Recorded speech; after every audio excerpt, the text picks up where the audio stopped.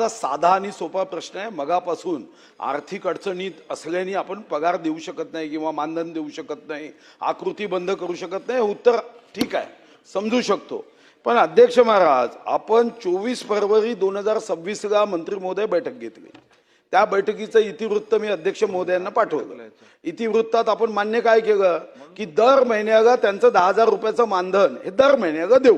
आता तुम्हीच उत्तरात सांगता की मार्च 2026 पर्यंतचं मानधन दिलं, म्हणजे एप्रिल मे. नाही अध्यक्ष महाराज, पण जेव्हा आपण शब्द देतो तर आपल्याला शब्दानुरूप जर अधिकारी काम करत नसतील तर अध्यक्ष महाराज, काही राज्याचे मुख्यमंत्री अशा अधिकाऱ्यांना सतरंजीवर बसवायचे. अधिकारी आपल्याला हवी आहे का?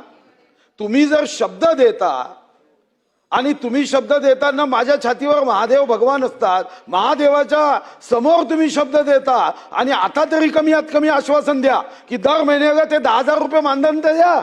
बाकी वाढवा नका वाढवू हा तुमचा प्रश्न आहे, पण त्यांना जगायला तर लागेल ना. तुम्हाला असं म्हणता येईल का की आठवड्यातून सोमवारी आपण ऑक्सिजन देऊ, 6 दिवस प्राणवायू देणार नाही, असं चालते का?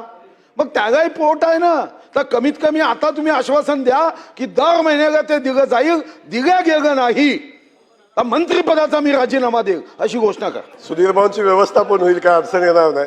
मी या ठिकाणी या निमित्तानं रेलटेल आणि ITI कंपनीची मुदत सप्टेंबर 25 ला संपली आणि नवीन कंपनी नेमण्यासाठी HPC कडे प्रस्ताव पेंडिंग आहे. म्हणून मानधन त्यांचं 1-2 महिना लेट झालं, कारण त्याच्या हजेऱ्या त्यांचा जे उपस्थितीचा जो अहवाल यायला लागतो तो अहवाल आला नाही, म्हणून त्यांचं मानधन लेट आहे. मी सभागृहाला आश्वस्त करेन की प्रति महिन्याला 1 ते 5 तारखेच्या दरम्यान त्यांचं मानधन दिलं जाईल, त्याच्यामध्ये कुठली अडचण येणार नाही.